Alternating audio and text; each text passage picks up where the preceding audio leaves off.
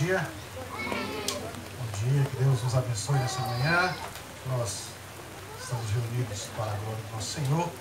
Hoje com bastante chuva, né? Louvado seja Deus, e tudo temos que dar graças. E nessa manhã nós vamos continuar naquilo que nós temos proposto, diante do nosso tema, rogando a Deus que nos oriente, que nos abençoe, que nos auxilie, para que possamos assim compreender essa verdade tão importante, que é a verdade acerca da esperança, a verdade acerca da glória, daquilo que nós tanto almejamos diante de Deus, diante daquilo que está proposto, que foi conquistado por Cristo na cruz do Calvário. Por isso eu quero convidar você a abrir a sua Bíblia, o nosso texto base, que vai ser o livro de Apocalipse, capítulo 21. Abra a sua Bíblia de Apocalipse, capítulo 21. Quero que você leia comigo, em uma só voz, esse texto, verso 1 até o verso 3. Apocalipse 21, do verso 1 ao verso 3. Vamos fazer uma leitura alternada, uma leitura em conjunto, em uníssono desse texto. Todos a uma só voz. Todos encontraram? Então, vamos ler o que diz a santa e boa palavra do nosso Deus. Vamos lá? Vi novo céu e nova terra, pois o primeiro céu e a primeira terra passaram, e o mar já não existe. Vi também a cidade santa, a nova Jerusalém, que descia do céu, da parte de Deus, ataviada como noiva adornada para seu esposo. Então ouvi grande voz ainda do trono, dizendo: Eis o tabernáculo de Deus com os homens. Deus habitará com eles. Eles serão povos de Deus, e Deus mesmo estará com eles. Amém. Vamos orar?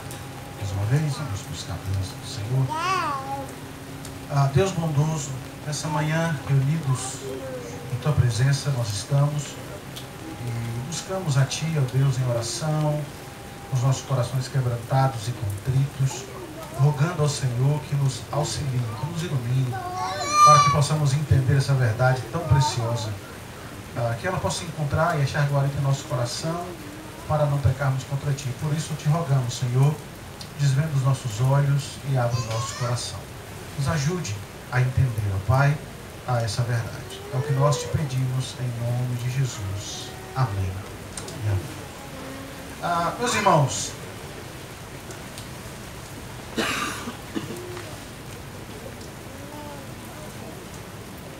como vimos ontem à noite, quando o presbítero Vanderlei ele começou a sua palestra, nós percebemos que a Escritura, a Palavra de Deus, ela não é formada por histórias soltas, tá? Isso ficou bastante claro para nós ontem à noite, que a Escritura ela não é formada por histórias soltas, mas sim que ela está unida por um tema central que nos revela a história da redenção, que nos revela a história de Cristo, que nos revela a história para o qual o Senhor criou todas as coisas, tá? Ela está unida por esse tema central. Então veja, hoje pela manhã nós vamos ver como a história da nossa esperança foi retratada desde o início da revelação bíblica, tá? Entendendo que não existe histórias soltas, entendendo que não existe histórias aleatórias registradas, mas sim todas com um único propósito, que é apontar para algo extremamente importante, significativo e central para a vida cristã. Nós vamos tentar entender como vemos isso dentro da Escritura, ou como a Escritura, desde o seu início, nos aponta para essa grande verdade, tá? Mas, veja bem, esse elo central, esse tema unificador, esse caminho que nós trilhamos dentro da Escritura, que nos leva para um lugar, tá? Está aqui, não é por acaso, tá? Entender isso na Escritura não é um capricho de Deus, ou simplesmente porque aconteceu assim e foi assim, não. Você precisa entender que toda essa ideia que nós temos dentro da palavra, dentro da Escritura, como palavra de Deus, é para que nós, os eleitos, nunca desanimemos diante dos obstáculos dessa vida, porque nós estamos certos, ou deveremos estar certos, de que aquele que começou a boa obra, ele vai completá-la. Tá? Então precisamos ter isso em mente. Você precisa ter essa noção em mente de que a história segue em curso, ela começou e ela vai chegar ao fim. E quem garante isso é o nosso Senhor, como nós tentaremos ver nessa manhã. Então veja, esses versos que nós lemos agora, a visão que João tem no final do seu livro, vai nos mostrar isso de maneira cristalina. Eu quero tentar ver com vocês nessa manhã, justamente como esse trecho de João, ele é extremamente importante e revelou para os leitores originais e para aqueles que estavam familiarizados com a Escritura, com a Palavra de Deus, como isso despertou uma grande esperança. Não sei se vocês lembram, ontem o presbítero Vanderlei falou que uma das grandes dificuldades que nós temos hoje, desânimo na igreja, desânimo entre as pessoas, de um abandono na fé, é porque as pessoas não sabem ler a Escritura. Elas não sabem conectar as verdades que aqui estão para que elas possam avivar dentro de nós a grande esperança que ela traz. Às vezes nós lemos os textos como informações soltas e nós não entendemos a grandeza disso. Mas não é isso que acontece. A visão de João para os leitores, para aqueles que estavam familiarizados com a verdade, trouxe grande esperança. E é o que deve trazer para você também nessa manhã, para todos nós. Tá? Então a gente vai tentar caminhar nessa perspectiva e tentar descobrir que os leitores principais dessa carta, ou dessa epístola, dessa visão, o que isso provocou no coração deles. E o desejo do meu coração é que provoque também em seu coração algo semelhante. Porque nós precisamos nos alegrar na esperança da glória. Tá? Então, vamos lá. Perceba que depois de tudo que João viu, nós estamos aqui no final do livro de Apocalipse. Tá? Depois de tudo que João viu, ao longo de sua visão, algo extraordinário chama a sua atenção. A atenção de João é atraída para uma cidade santa que certamente preencherá toda a terra. Mas como? Veja o que nós temos aqui. Perceba que, além disso, além dessa visão da cidade santa, da Nova Jerusalém, que parece preencher toda a terra, João escuta uma voz que diz: eis que a morada de Deus está com o homem. Ele habitará com eles e eles serão o seu povo. E o próprio Deus estará com eles como seu Deus. Tá? Veja bem. A história bíblica da humanidade parece chegar ao fim, não fim de término, mas de finalidade aqui, tá? De maneira muito apropriada. Porque o drama da redenção, que começou lá em Gênesis, agora vai encontrar o seu desfecho de maneira muito gloriosa. Tá?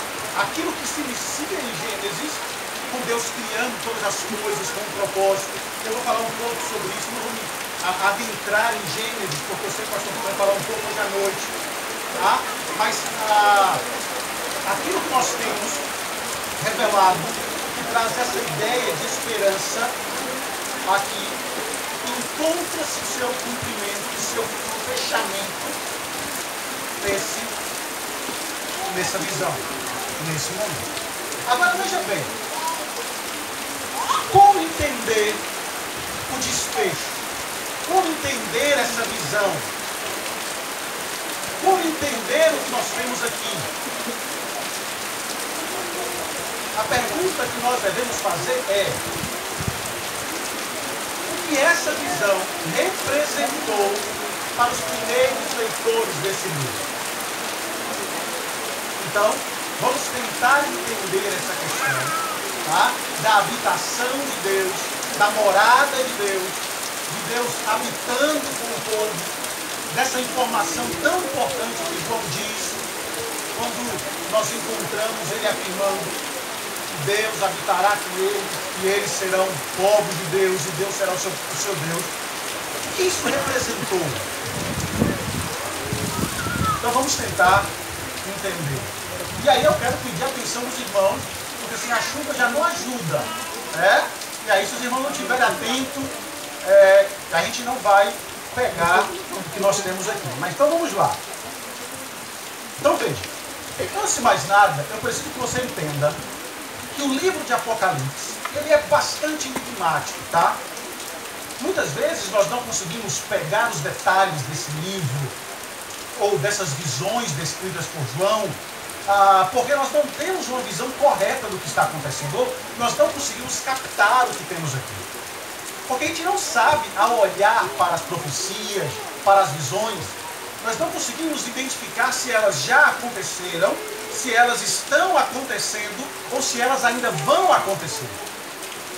E nós temos, às vezes, uma mistura de tudo isso nas visões de João. Nós temos histórias dentro da história, tá? Nós temos meta-história, tá? Refletida no livro de Apocalipse. Então eu preciso que você tenha esse cuidado para analisar e tentar entender o que nós temos aqui. Então veja, é isso que acontece aqui em nosso texto. A visão relatada por João não é apenas, ou não traz apenas uma imagem enigmática que fez os leitores pensar sobre o que era isso que João estava vendo. Você acha que João se assustou ou teve dúvida quando essa visão da Nova Jerusalém descendo? Você acha que isso surpreendeu João? Veja bem, isso aqui não é, talvez seja novo para você, talvez essa imagem da Nova Jerusalém seja nova para você, tentando contemplar isso aqui, mas para João não. Para os judeus não é assim. As pessoas entenderam a grandeza dessa informação. As pessoas e os leitores compreenderam a grandeza do que João está dizendo aqui. Porque esse assunto, irmão, de Deus morando com o povo, não é algo que acontece apenas aqui em Apocalipse. Essa ideia da morada de Deus entre o povo, de Deus sendo, do povo sendo o povo separado de Deus, habitando em um local separado, em um local de santidade, não é uma imagem nova. Essa aqui é a grande expectativa do povo. Por isso que o nosso tema é do Éden à Nova Jerusalém. Porque se você observar, do Éden à Nova Jerusalém, você vai perceber Deus trazendo pequenos lampejos do que vai acontecer no futuro. Nós temos essa ideia de morada de Deus desde o princípio. E a gente vê Deus preparando o povo para a grande morada, ou o grande dia. Não é uma informação que eles não tinham conhecimento nenhum, mas eles alimentavam essa esperança durante toda a história do povo. E é isso que eu quero ver com vocês nessa manhã, tá? É algo extremamente familiar para aqueles que viveram no pacto, aqueles que estabeleceram a sua confiança no Senhor. E às vezes essa imagem, ela parece ser nova para nós, justamente porque a gente não consegue conectar os fatos. E a igreja moderna acabou gerando ou produzindo uma geração de crentes que não consegue olhar para a Escritura e entender esse elo de ligação, essa corrente que está nela. Hoje nós temos um grupo de pessoas, um grupo de pastores, um grupo de igrejas, de liderança, que não olha mais para o Antigo Testamento como algo importante. Se baseiam apenas pelo Novo. E aí acabam perdendo de vista a grande esperança. É isso que eu quero mostrar para vocês nessa manhã. Tá? Então, eu quero mostrar para vocês que essa história da morada de Deus, tá, vem se repetindo ao longo da vida, ao longo da história, e o poucos lampejos para que sempre fosse, para que nunca fosse esquecida da sua mente, do seu coração, a esperança de um dia futuro, onde Deus habitaria, Deus moraria com o seu povo, e isso para todo sempre. Então veja como a gente vai fazer. Eu quero apenas citar algumas questões do Éden. Eu não vou trabalhar, eu até citei no ano passado, mas eu vou trabalhar, tocar no Éden, bem pouquinho, falar sobre o tabernáculo bem pouquinho, porque nós não vamos trabalhar. O pessoal da igreja que está frequentando as quartas-feiras já ouviram, tá? Mas eu quero me deter em algo central para a nossa compreensão de Apocalipse 21, tá? Então, vamos lá, vamos tentar entender. E se houver alguma dúvida, como a gente está em caráter de palestra, se você tiver alguma dúvida, pode levantar a mão, pode fazer a pergunta, que a gente tentará, diante do que nós temos, entender ou ajudar na compreensão. Veja, como entender essa questão da morada de Deus com o povo? Como entender o fato de que a visão de João não é algo exclusivamente novo para ele e para os leitores? Sim, algo que assusta, porque a grandiosidade, a suntuosidade é extrema, é esplêndida, mas não é uma ideia nova, porque eles já tinham essa perspectiva. Mas como? Basta você olhar as primeiras páginas da Escritura. Isso é visto no Éden, tá? Quando Deus estabelece a sua morada no jardim. Porque o projeto original de Deus era que toda a terra se torne uma cidade-templo. Um lugar repleto de pessoas que tenham status ou que comunique esse caráter santo de Deus, criado à imagem dele. Tá? A ideia era o Éden, o templo de Deus, Deus habitando com o povo, morando com eles para todo sempre. Você observa esse projeto lá, o homem sendo estabelecido com princípios e com trabalho. O jardim do Éden, entendam, não é visto pelo autor de Gênesis simplesmente como um pedaço de terra, um determinado local desse planeta, não. Mas o Éden foi visto ou foi projetado para ser um santuário, e todo serviço no Éden de Adão representava ou tinha esse caráter, um santuário onde Deus habita com o seu povo. Mas o interessante é que no Éden nós temos um livre acesso, nós temos um relacionamento perfeito de Deus com o homem, sem barreiras, sem limites. Deus anda com o homem. Então é um ambiente extremamente diferenciado e agradável. Só que essa expectativa, ela rapidamente é destruída. Se eu for rápido, os irmãos podem interromper, tá? Mas essa ideia ela é rapidamente destruída quando Adão e Eva desobedecem a Deus nos custos da presença de Deus. Tá? Mas veja, o pecado de Adão não frustrou os planos do Senhor. Tá? Não interrompeu o projeto de Deus. Tudo segue o curso da história. Agora veja. Depois que o homem é expulso, como entender essa questão da morada? Como entender essa questão de habitar com o povo? E aí nós vamos para o tabernáculo. Tá? Nós vemos essa cena de Deus, da morada de Deus, se refletindo na construção do tabernáculo. Lá no Monte Sinai, Deus entra em um relacionamento especial de aliança com o povo, algo que resulta na construção de uma tenda ricamente decorada. Aqueles que estão na quarta-feira na igreja já ouviram isso. Uma tenda extremamente decorada que revela a santidade de Deus de dentro para fora, tá? Inclusive linhas, inclusive as cores, tudo Deus prepara para que o homem veja o nível de santidade daquele local. Mas essa tenda, ela não é o local final. Na verdade, ela é um modelo em pequena escala de um lembrete simbólico para Israel da presença de Deus, da presença gloriosa de Deus entre nós. Uma presença que acabaria enchendo todo o cosmos, preenchendo todo o cosmos, toda a criação. Então, é isso que nós temos no tabernáculo. Agora veja, imagem Nós temos Éden como templo, tabernáculo como local da habitação, mas essa tenda, esse local logo é substituído. E aí eu quero gastar um tempinho com vocês, aí eu vou pedir que vocês abram a escritura, que a gente possa ler junto alguns textos, olhando para o templo, para que a gente possa ver como a Nova Jerusalém, como o templo, na verdade, reflete a imagem da Nova Jerusalém e como o povo estava familiarizado com isso e como essa imagem trouxe grande esperança para o povo. Então eu quero gastar um tempinho falando sobre isso com vocês. Então vejam, depois que os israelitas eles entraram na terra de Canaã, o tabernáculo é estabelecido em Siló, tá? E nós temos ali toda uma estrutura montada. Só que devido à crescente desigualdade ou pecado, como os efraimitas, como refletido no livro de Juízes, que nós acabamos de estudar lá na igreja, você vai perceber que Deus vai abandonar o santuário de Siló. Deus vai abandonar o tabernáculo. Agora veja por quê.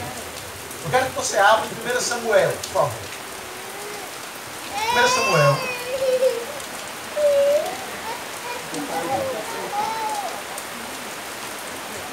Abra sua Bíblia em 1 Samuel.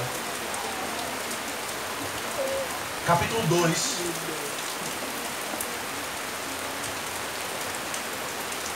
Vamos ler o verso 12, sobre o que fala sobre os filhos de Eli. A gente vai ler o verso 12 e depois o verso 17. Tá? 1 Samuel 2, verso 12 e depois o verso 17.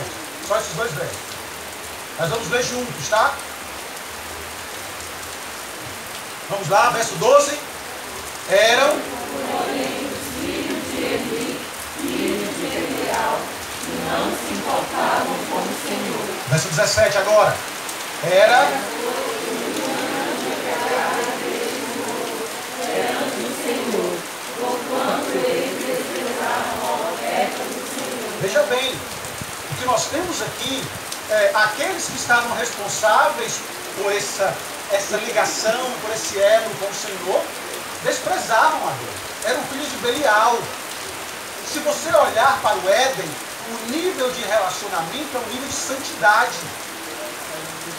O Éden foi proposto como um local que suportava, ou que era capaz de suportar a santidade de Deus. Estar na presença de Deus, nesse santuário, nesse templo, ligava-se à santidade. Só que quando você olha aqui, o que acontece é o povo em pecado, o povo desobedecendo a Deus, o povo desprezando o Senhor. E então a glória do Senhor será deixada de Siló, desse tabernáculo. Depois você vai ter os filisteus, eu não vou entrar nessa história, os filisteus invadindo, destruindo. Mas veja que algo acontece. Olha 1 Samuel capítulo 4, verso 21. Olha o resultado desse pecado, desse desprezo ao Senhor, dessa ação desproporcional desses homens. Capítulo 4, verso 21. Eu vou ler para que você acompanhe. Diz assim: mas chamou ao menino e acabou, dizendo: foi-se o quê? A glória. E isso ela disse porque a arca de Deus fora tomada e por causa de seu sogro e de seu marido. Agora veja, nós temos toda aquela história da arca sendo tomada, o povo sendo destruído, mas embora pareça aqui que os filisteus capturaram o Senhor e dominaram, os eventos de 1 Samuel demonstram que Deus não se permitiu ser levado cativo. Então você vai ler essa história, você sabe disso. Que embora pareça que os filisteus capturaram o Senhor nesse início, os eventos que seguem demonstram justamente isso, derrubada das estátuas de Dagon, lá no capítulo 5, as pragas que vêm sobre os filisteus, são indicadores de que a história não terminou, de que o fim não chegou, que esse momento devastador com os filisteus não é o fim da tenda, ou não é o fim da presença de Deus com o povo, não é o fim de Deus trazendo essa imagem ao povo. Tá? Mas aí a gente vai ter algo significativo. Quando Davi é nomeado como rei de Israel, quando Davi vai capturar Jerusalém, a Arca da Aliança, traz de volta para a cidade, isso vai ser de uma grande importância para o desenrolar dessa história. Tá? E os significados desse evento são importantíssimos. Eu quero que você abra e observe como o salmista descreve isso. Abra aí, Salmo 78.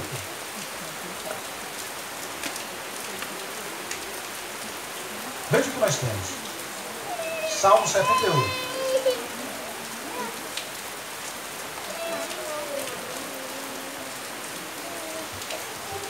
Veja o verso 67. Olha o que diz. Eu vou ler, acompanha. Além disso, rejeitou a tenda de José e não elegeu a tribo de Efraim. Escolheu antes a tribo de Judá, o monte Sião, que ele amava, e construiu o seu santuário durável como os céus e firme como a terra que fundou para sempre. Também escolheu Davi, seu servo, e o tornou dos redis das ovelhas, e tirou do cuidado das ovelhas e suas crias, para ser o pastor de Jacó, seu povo, e de Israel, sua herança. E ele apacentou consoante a integridade do seu coração, e o dirigiu com mão precavida. Veja bem, nós temos uma descrição de que há uma rejeição divina de Efraim lá atrás, tá? Só que ela é modificada pela seleção de Davi e de Jerusalém de Sião como local da morada de Deus. Se na época da tenda era em Siló com a tribo de Efraim, agora nós temos Sião e Jerusalém. Tá? A escolha de Davi como rei é confirmada por sua escolha do lugar de moradia. Isso é muito interessante, porque os tronos dos reis israelitas e do rei divino agora estão localizados, estão centralizados, tá? Lado a lado na mesma cidade. E isso é de extrema importância para mostrar que o governo humano não é um governo autônomo, mas ele é governado e dirigido pelo trono excelso do Senhor. Então veja, só que essa habitação, essa tenda do Senhor, lá em Jerusalém, a Arca da Aliança lá, acaba gerando um incômodo em Davi. Porque quando você observa a história, você vai perceber que Davi está habitando em uma casa extremamente bem construída, bem estabelecida. Quando ele olha para o tabernáculo, o que é que ele vê? Tabernáculo de tenda, de pano. Quando ele diz assim, não é justo eu habitar numa casa bela como essa, e o Senhor, e a arca do Senhor, e a presença do Senhor ser vista pelo povo como uma tenda. O desejo de Davi é construir um templo. Tá? Mas veja, enquanto Davi é motivado por uma preocupação pela honra de Deus, o Senhor intervém e o proíbe de construir o templo. Templo esse que o devido tempo vai ser construído por Salomão, filho de Davi, e vai construir algo extremamente maravilhoso. Agora, veja que declaração gloriosa nós temos. Abra sua Bíblia em 1 Reis, capítulo 8. 1 Reis, capítulo 8.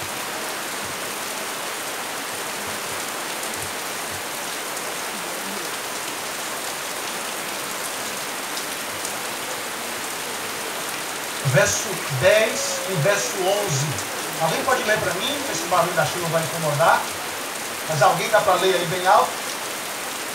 1 Reis 8, 10 e 11.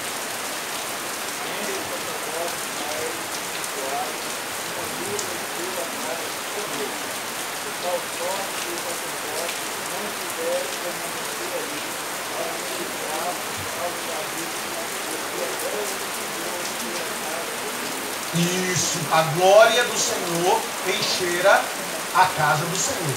Você percebe que esse relato ecoa fortemente com a descrição da glória de Deus enchendo o tabernáculo? Lá em Êxodo, capítulo 40, é a mesma cena.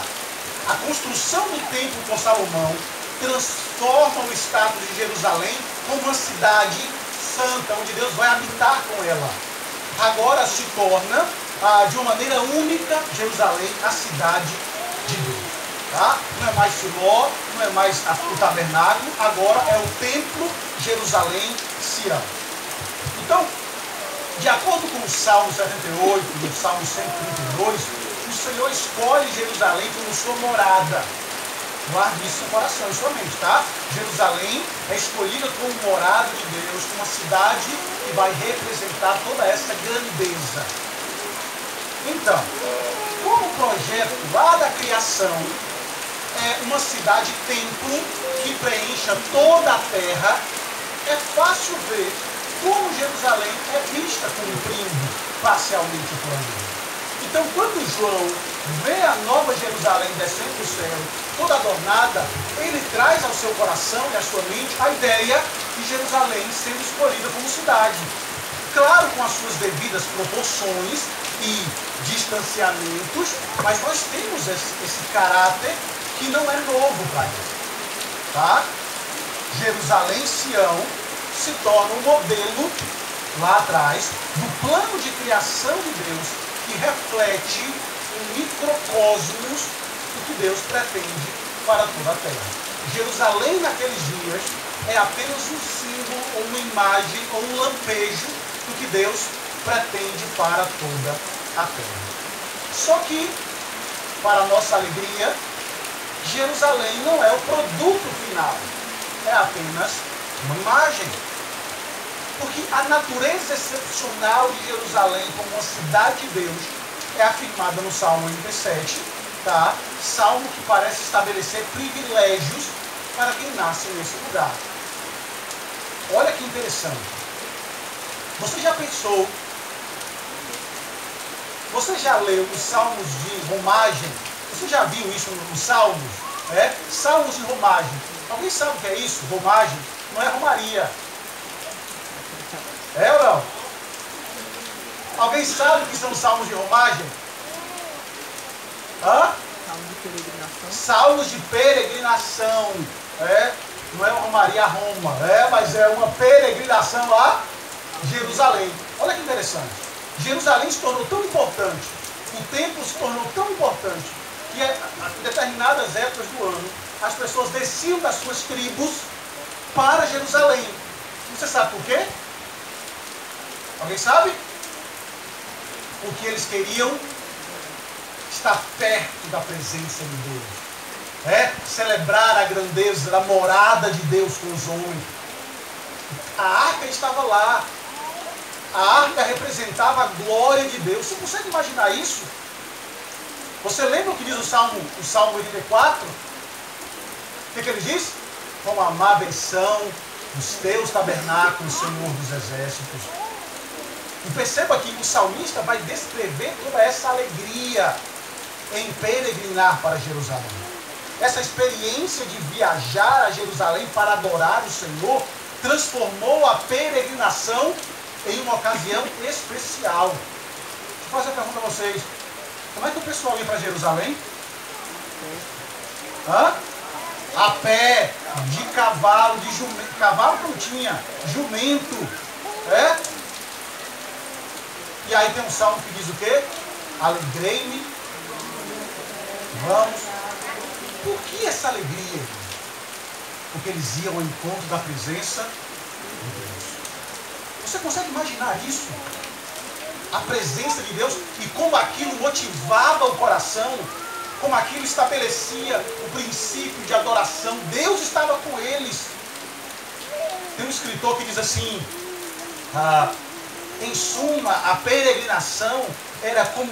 Olha que interessante. A peregrinação era como visitar o paraíso e recapturar temporariamente o primordial relacionamento pacífico e abundante com Deus. Eu até disse uma vez que o tabernáculo, o templo, o Santo dos Santos para a morada de Deus foi um local que conteve a santidade de Deus para não fulminar o povo pecador. E quando as pessoas iam para Jerusalém, para contemplar o templo e a presença de Deus, eles se sentiam tão felizes, é como se eles estivessem retornando ao paraíso. Deus estava lá. Tá? Era uma experiência, o autor ainda diz, imbuída de santidade, a beleza da morada divina e a própria presença de Deus.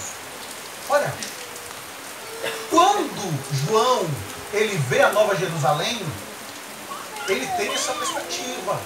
Os leitores terão essa perspectiva. Eu vou falar para vocês, extraordinário já já, que vai trazer ainda uma grande alegria para o coração. Porque veja, nós hoje não precisamos peregrinar para Jerusalém. Ou você não precisa ir para São Paulo para tentar desfrutar da presença de um templo de Salomão que foi construído ali para ver a presença de Deus. E por que não? Porque domingo após domingo, porque dia após dia, nós desfrutamos da presença santa do Senhor que habita em nós. Tá? Nós não precisamos mais ir a Jerusalém. Isso vocês vão ver com o irmão Gilson, a ideia do Cordeiro, do que ele fez por nós. Então, a gente vai chegar lá. Mas você vai perceber que essa grandeza, essa alegria que os judeus sentiam, é porque o templo representava Deus, representava a presença de Deus. E eles iam com alegria. Só que algo acontece para roubar essa alegria.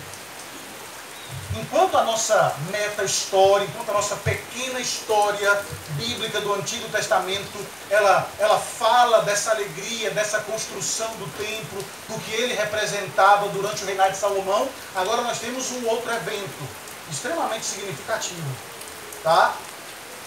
Um período de declínio. Porque se você observar, Deus não habita com o pecado.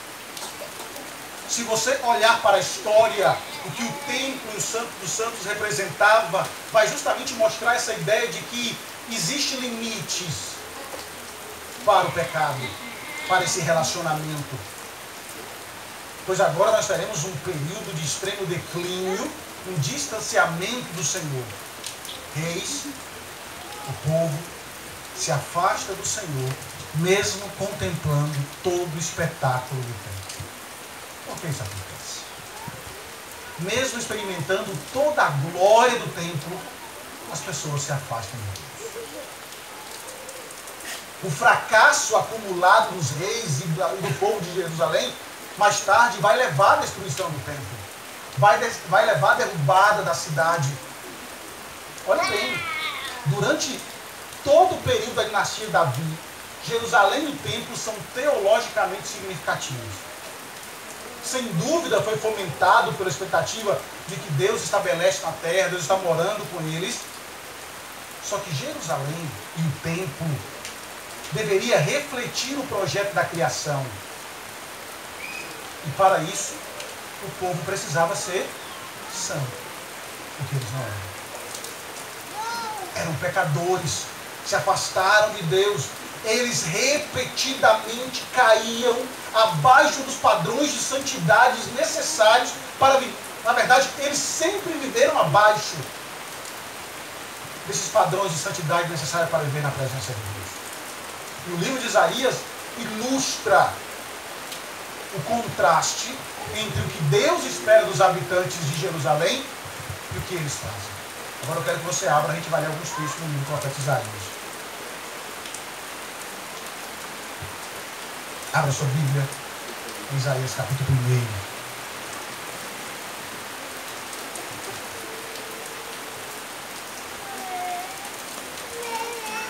1. Isaías capítulo 1. Olha o verso 4, por favor. Alguém leia para mim, bem alto. Ai desta nação pecaminosa, povo carregado de iniquidade, raça de malignos, filhos corruptores, abandonaram o Senhor, blasfemaram do Senhor de Israel, voltaram para trás. Olha que coisa terrível. Mesmo contemplando a grandiosidade daquele templo, a grandiosidade da presença do Senhor, eles caíram, eles andaram em declínio. Olha que tragédia. Eu vou ler para vocês aqui. Olha a partir do verso 10. Que nem mesmo os sacrifícios que eles deveriam fazer e que eles faziam era abominável aos olhos do Senhor. Aquilo que era para destinado a expiar o pecado. Olha o que Deus diz, a partir do verso 10, do capítulo 1, diz assim: ouvi a palavra do Senhor, vós príncipes de Sodoma, prestai ouvidos à lei do nosso Deus, vós povo de Gomorra. Olha o que o povo é comparado, Sodoma e Gomorra. De que me serve a mim a multidão dos vossos sacrifícios? Diz o Senhor, estou farto dos holocaustos de carneiros e da gordura de animais cevados, e não me agrado do sangue de novilhos, nem dos cordeiros, nem de bode. Porque quando vocês vêm a mim para comparecer, quem vos requereu só pisar dos meus atos? Não continueis a trazer ofertas vãs, o incenso é para mim abominação. E também as festas de lua nova, os sábados e a convocação das congregações, não posso suportar as iniquidades associadas ao ajuntamento solene. As vossas festas e luas novas e as vossas solenidades, a minha alma as aborrece, já me são pesadas, estou cansado.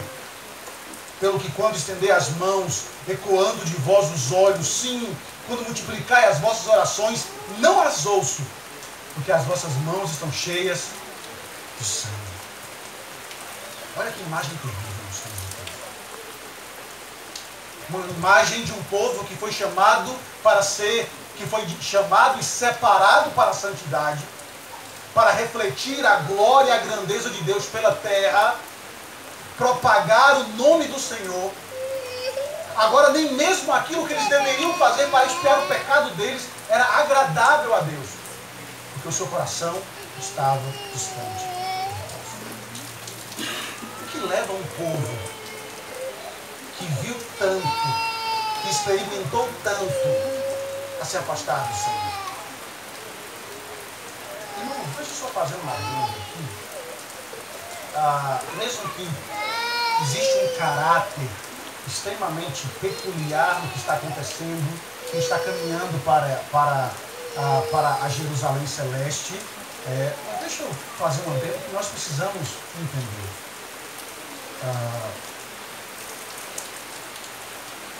A nossa vida de oração hoje é algo muito importante. A nossa vida de comunhão é algo extremamente significativo para nós. Nós entendemos e nos reunimos dominicalmente para celebrar a grandeza do nosso Redentor, daquele que nos salvou. Mas isso deveria trazer em nós uma preocupação extremamente grande. Porque isso deve nos levar a refletir sobre como estão os nossos passos que nos leva à adoração ao Senhor. Isso deveria provocar em nós uma certa preocupação para o nível de adoração que nós estamos apresentando a Deus. Porque às vezes nós fazemos essa separação do secular e do sagrado, acreditando que aquilo que a gente faz fora não interfere na nossa adoração a Deus. Que a minha vida de impiedade ou a minha vida secular, aquilo que eu faço fora, nos dias semanais, aquilo não tem nada a ver com o que eu presto a Deus dominicalmente ao levantar as minhas mãos e ao apresentar a minha adoração. Isso não é verdade. Você foi chamado para ser santo nos dias da semana e no domingo. Você foi chamado para adorar a Deus na semana, lá na sua escola, no seu trabalho, aonde você estiver, como um reflexo daquilo que você é no domingo. E não adianta. Olha o que Deus diz a Israel: eu não ouço as suas orações, eu não recebo a sua adoração, eu estou farto. Está farto porque as práticas e a vida do povo não era aquilo que se esperava dele. Você pode dizer, mas eu tenho Cristo, Cristo perdoou os meus pecados, eu não estou entrando nesse mérito. Quando Ele perdoa, Ele salva. Só que mesmo salvando, Ele lhe chama a santidade. Ele lhe chama a mudança de vida, a uma nova vida. Então não adianta você tentar maquiar a vida com momentos de adoração que não são vistos no cotidiano, no seu cotidiano. Porque esse local que nós estamos falando aqui, a gente vai chegar nele, a habitação eterna, só vai entrar nela aqueles que foram chamados por Deus, salvos por Deus e que lutaram por uma vida de santidade. O Vanderlei falou ontem, é real. E o nosso objetivo em estudar sobre esse tema é tentar trazer à nossa memória que realmente isso é real. Eu vou ler um texto sobre isso já já. Por isso não adianta fingir com canções e com olhos fechados em momentos específicos se os nossos atos cotidianos e diários são estranhos àquilo que se espera de nós. Entenda isso. Você vai ver o que acontece aqui. Porque Israel deveria ser a cidade santa, sendo governada por Deus, por um Deus que é santo, repleto de habitantes santos. Tudo menos os habitantes são santos dessa história. Considerados como Sodoma e Gomorra. Só que esse momento ímpar de santidade plena em tudo não está reservado para uma nação em si, mas ela é a imagem de uma Jerusalém maior. Deste ponto de partida, o livro de Isaías se move em uma direção extremamente interessante. A gente não vai tentar discutir todas as facetas desse texto, tá? Do texto que nós vamos ler aqui, mas uma das características marcantes é que ela prevê a transformação ou a mudança para uma Jerusalém maior.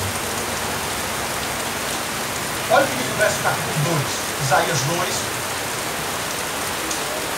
do verso 2 ao verso 5 eu vou ler, acompanha. Olha o que diz.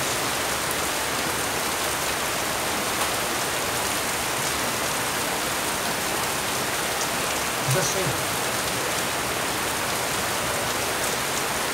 nos últimos dias acontecerá que o monte da casa do Senhor será estabelecido no cimo dos montes, e se elevará sobre os outeiros, e para ele afluirão todos os povos. Irão muitas nações, e dirão: vinde, e subamos ao monte do Senhor, e à casa do Deus de Jacó, para que nos ensine os seus caminhos, e andemos pelas suas veredas, porque de Sião sairá a lei, a palavra do Senhor de Jerusalém. Ele subjugará em todos os povos, e corrigirá muitas nações.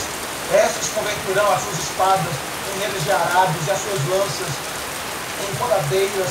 Uma nação não levantará a espada contra outra nação, nem aprenderão mais a guerra. Vinde, ó casa de Jacó, e andemos na luz do Senhor. Veja bem, o uso que Isaías faz aqui das imagens das montanhas sublinha que o próprio Deus será exaltado em majestade ao exercer a suprema autoridade sobre toda a terra. Você vai ver sobre isso hoje à noite. Tá?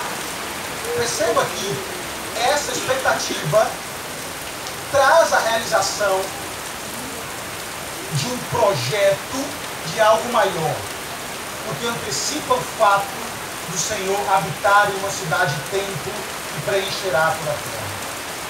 Agora veja que interessante, irmãos, um texto que falou muito ao meu coração.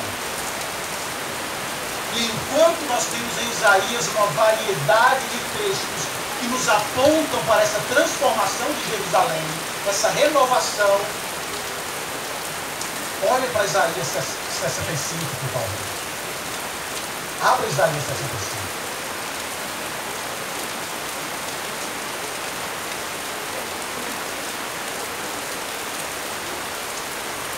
Eu já estava caminhando para o final, mas como está chovendo, vocês não podem sair daqui, então eu vou falar um pouquinho mais, tá? Então veja, olha o que diz Isaías 65.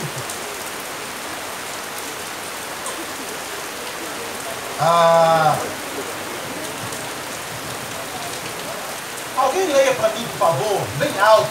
Eu preciso que alguém leia bem alto. Só para mim tomar uma água aqui. Dos versos 17 ao verso 20, por favor.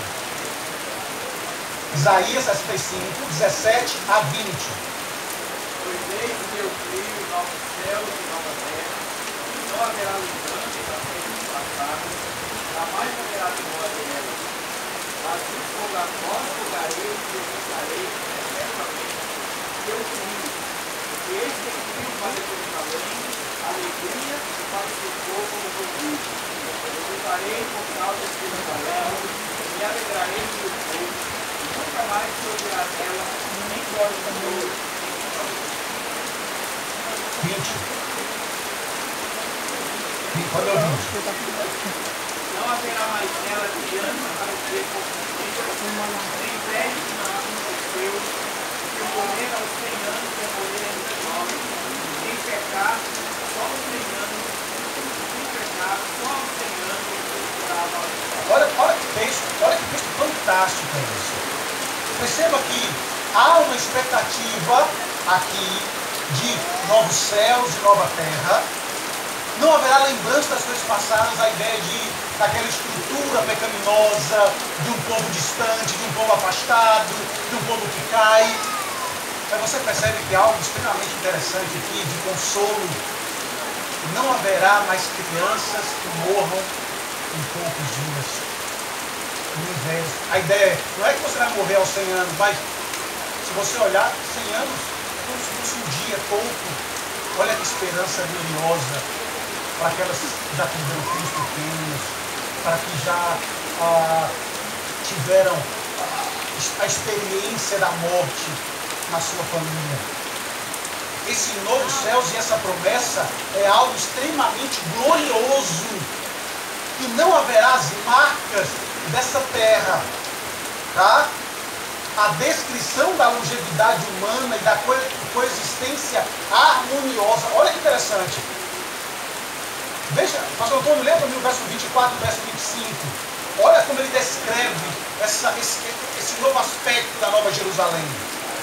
será que antes do plano eu responderei.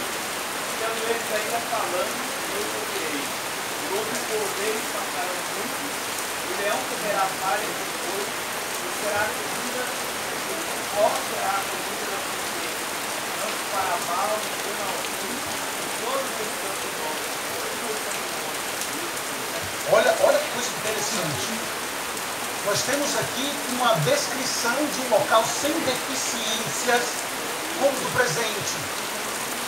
Nós temos a descrição de um local que traz a esperança de algo belo, sem pecado, sem morte, sem dificuldades, como vemos hoje.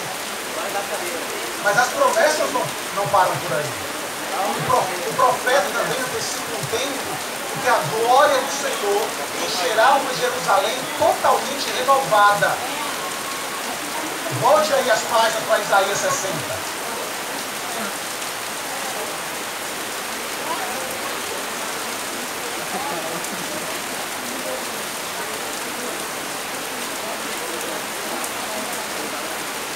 Isaías 60, verso 19 até o verso 21. Olha que interessante.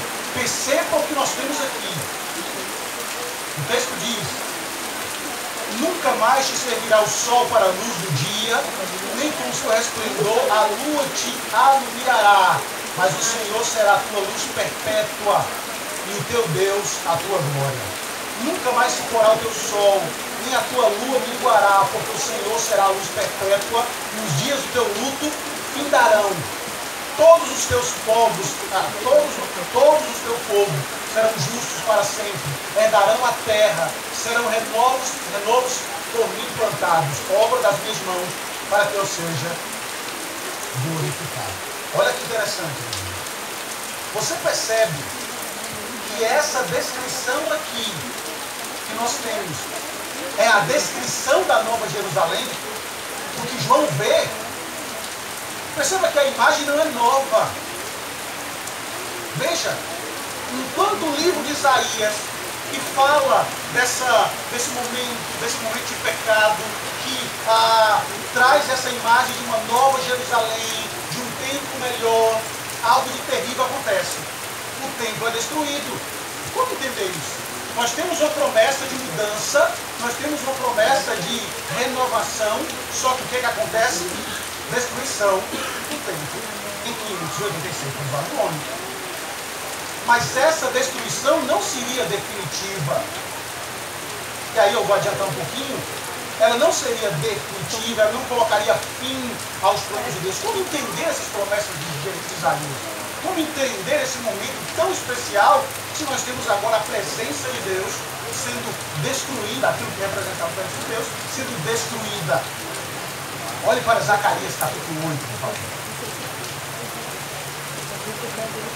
Abra sobre o profeta Zacarias. Para você que não lembra, mas existe o profeta Zacarias, tá? Zacarias não é um personagem, é um profeta. Lá no final, o profeta Zacarias, capítulo 8.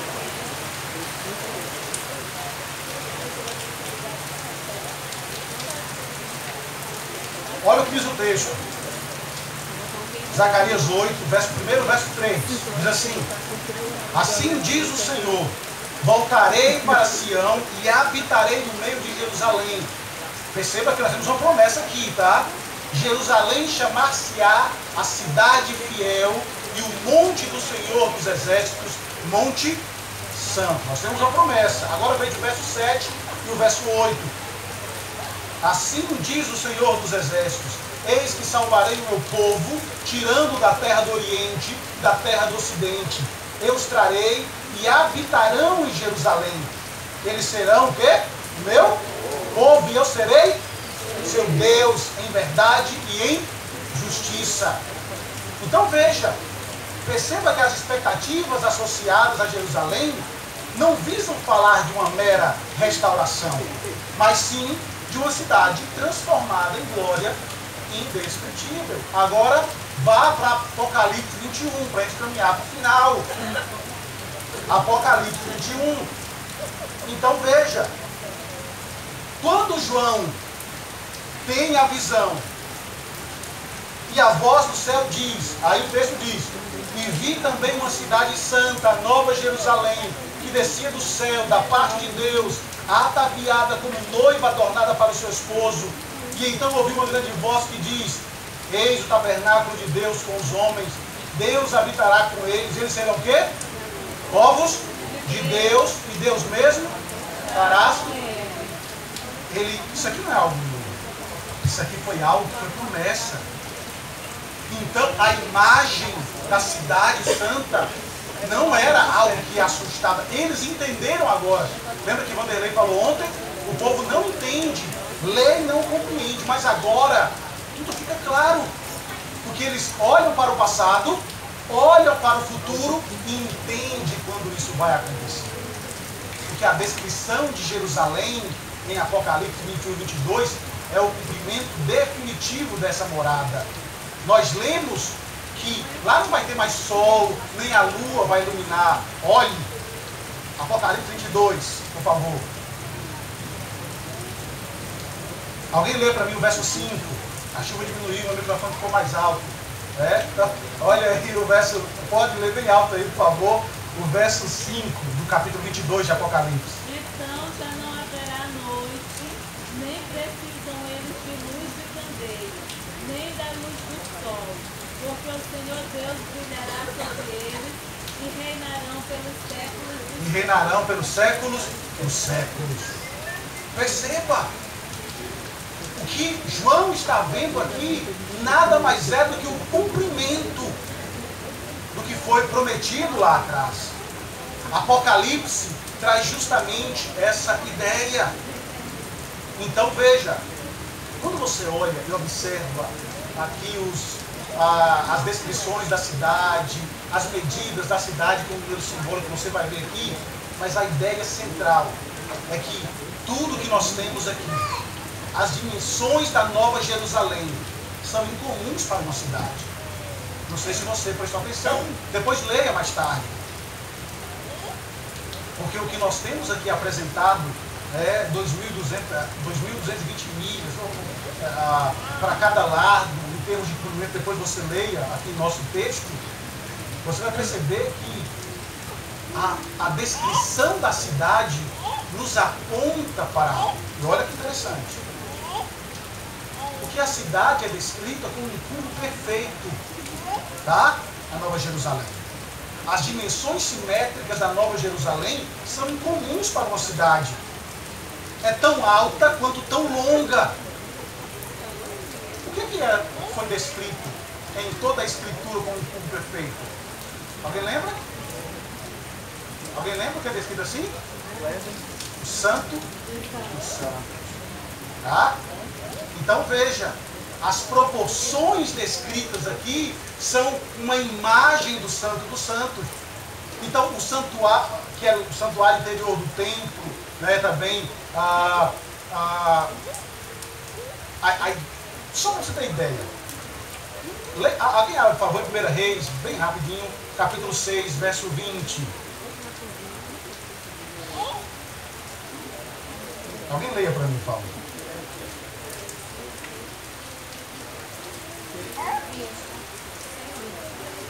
Primeira Reis 6, 20.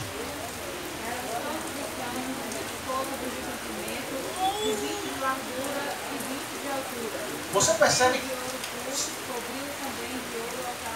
que isso. Você percebe que da mesma forma que o santo do santo é descrito, você vai ver essas descrições da Nova Jerusalém. Tá? Depois você leia a partir do verso 9, você vai perceber a mesma característica para descrever a cidade. As cidades com ruas de ouro, e aí o texto diz que o Santo dos Santos também feita de ouro.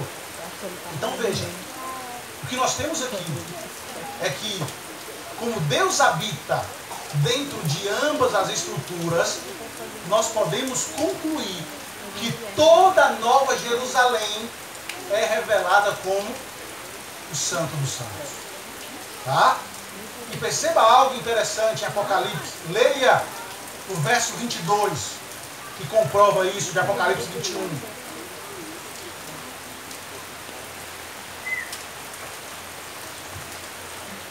Nela não vi santuário, porque o seu santuário é o Senhor, o Deus Todo-Poderoso e o Cordeiro. Perceba que na Nova Jerusalém não haverá santuário, não haverá Santo dos Santos. Por quê? Porque nós habitaremos o Santo dos Santos. E nós estaremos diante dele. Ao associar o templo de Deus, João parece implicar que toda a cidade é um santuário. O projeto da cidade-templo lá do Éden, da Jerusalém, do tabernáculo, do templo, da cidade como a cidade-templo, agora se cumpre na Nova Jerusalém, onde a glória de Deus habitará e iluminará a todos. Então veja, os primeiros leitores, ao olharem para essa visão de João, eles entenderam o que ela representava. Os familiarizados com a Escritura, eles entenderam. Eles entenderam que os aguardava viver na presença santa de Deus de forma contínua e sem interrupções. Mas há uma questão: sem santidade, ninguém verá Deus. Ninguém entrará nessa cidade. Todos pecaram com os nossos primeiros pais. Como descansar nessa esperança? Como entender que poderemos habitar nessa cidade se todos pecaram e carecem da glória de Deus? Essa necessidade será suprida com a vinda de Deus à terra, que nós ainda veremos em nossas palestras. Veremos Deus tabernaculando entre nós. Veremos a sua obra para garantir que a ideia é: a cruz abrirá as portas da Nova Jerusalém para que você entre sem ser barrado nesse dia. O certo é, existe um lugar, existe uma morada definitiva, maior e melhor do que tudo que você possa imaginar. E hoje nós estamos peregrinando para uma morada final. Peregrinando rumo a esse lugar, rumo à esperança da glória. Sendo assim, devemos manter acesa em nossa mente e em nosso coração essa esperança. Vamos ler todos juntos o verso 6 do capítulo 22.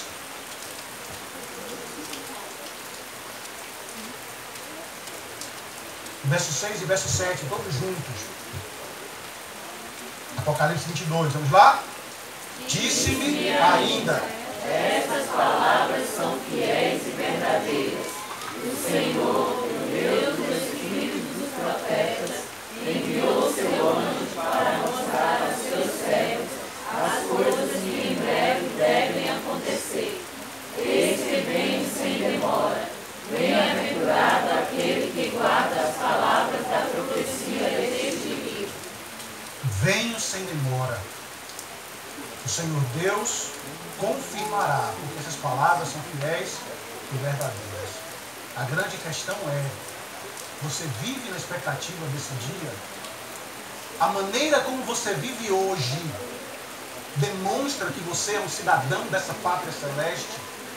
A maneira como você é adolescente, você que está aqui, a maneira como você responde aos seus pais, a maneira como você se comunica ou se mostra no local onde você trabalha, onde você estuda, comunica que você é um cidadão dessa terra. E você, jovem, a maneira como você anda, como você vive, como você revela-se às pessoas, demonstra que você é um cidadão dessa terra? E você, mulher, e você, homem, a maneira como você trata, a maneira como você faz seus negócios, a maneira como você trata o seu esposo, a sua esposa, a maneira como você dirige os seus passos nessa terra, revela que você é um cidadão ou revela que você aguarda essa esperança? Entenda. Aqui não é uma historinha contada para entreter bodes. De forma nenhuma. O que nós temos registrado não são historinhas para poder ocupar a sua mente domingo após domingo. Não é isso que nós fazemos. Nós tentamos ensinar e reavivar em nosso coração a esperança desse dia. Para que todos os dias vivamos nessa expectativa. Por isso que eu quero que você saia dessa manhã é certo de que, sendo essa palavra fiel e verdadeira, nada pode roubar de você essa esperança. Devemos manter acesa em nossa mente, em nosso coração, essa esperança. Não permitir que nada superficial e passageiro roube de você a atenção que deve ser dada a essa morada de Deus. Por isso, não pense que os momentos dessa terra são melhores do que um dia na casa do Senhor. Porque um dia na casa do Senhor são melhores do que um dia nas tendas da perversidade. Não pense que as alegrias que você encontra nessa terra são melhores do que a alegria proposta a você desse dia. Por isso, não permita, querido jovem, adolescente, que as coisas dessa vida roubem de você essa esperança. A leitura desse texto deve proporcionar em seu coração tanta alegria como foi a João e como foi aos leitores. Porque eles entenderam Deus tabernaculando com eles. E a pergunta que eu faço a você hoje é: você cultua pensando nesse dia eterno? Você adora pensando nesse dia eterno? Você tem nesse dia de adoração a expectativa do dia eterno? Veja que interessante. Tem pessoas que contam os dias dos anos para chegar ao dia do nosso retiro. Porque é ou não é um momento agradável?